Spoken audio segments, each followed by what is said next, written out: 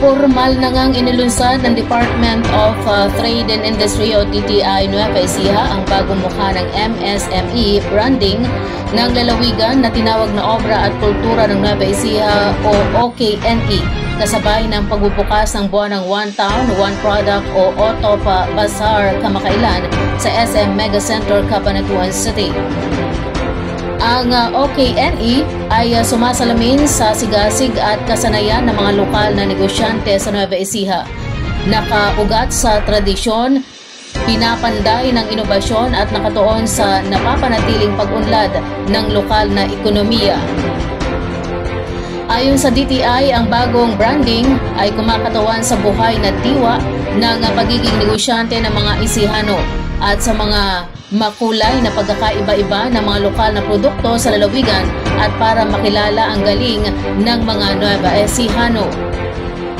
Binibigyang pugay ng OKNE ang kreatibidad, kasipagan at husay sa paggawa ng mga lokal na MSMEs mula sa mga handcrafted goods, fashion items at produktong pagkain hanggang sa likhaing sining. Ipinapakita ng mga negosyante sa lalawigan ang kakayahang gawing makabago at pasok sa merkado ang mga likas na materyales. Dagdag pa rito, sa pamagitan ng mga produktong ito, na isasalin ang mga tradisyonal na kasanayan sa bagong henerasyon habang niyayakap ang mga makabagong uso sa disenyo at teknolohiya. Layunin ng branding na higit pang itampok ang Nueva Ecija bilang sentro ng pagkamalikhain at inobasyon sa rehiyon.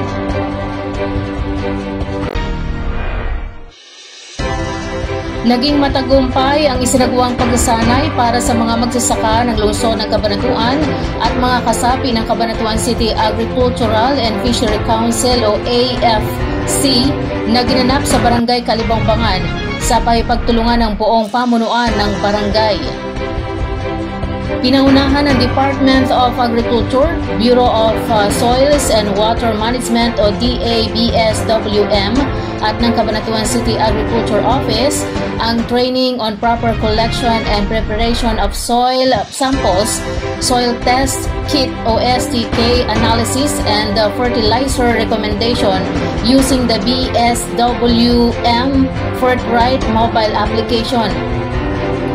Layunin ng pagsasanay na palakasin ang kakayahan ng mga magsasaka sa tamang pagkuha ng soil samples, paggamit ng soil test kit o STK at pagbibigay ng rekomendadong pataba gamit ang teknolohiyang iniaalok ng BSWM Forthright mobile app, isang digital na kasangkapan para sa mga episyenteng pamamahala ng lupa at nutrisyon ng tanim. Ayon sa mga tagapagsanay mula sa BSWM, ang Forthright app ay tumutulong sa mga magsasaka na mabatid ang aktual na kondisyon ng lupa kung saan nakabase ang rekomendadong dami at uri ng pataba para sa partikular na pananim. Ito ay may layuning hindi lamang mapataas ang ani, kundi maiwasan din ang labis na paggamit ng kemikal na pataba na maaaring makasama sa kalikasan. Nagpahayag rin ng pasasalamat ang lokal na pamahalaan at ang pamunuan ng Barangay Kalibangbangan sa patuloy na suporta ng DABSWM at City Agriculture Office sa mga programang pangkaalaman na tunay na nakakatulong sa mga magsasaka upang mapalago ang kanilang kabuhayan. Ang ganitong uri ng pagsasanay ay bahagi ng patuloy na kampanya ng pamahalaan tungo sa Climate Smart Tech Enabled at Sustainable Agriculture na tumutugon sa mga hamon ng panahon habang pinalalakas ang kakayahan ng mga lokal na magsasaka.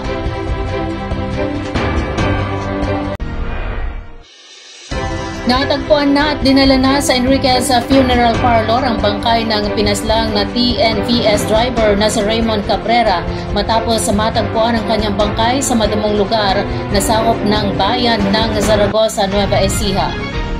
Batay sa ulat, mismo ang mga suspek ang nagturo kung saan nila itinapon ang bangkay ng biktima na umaalingasaw na dahil sa tagal na itinapon doon.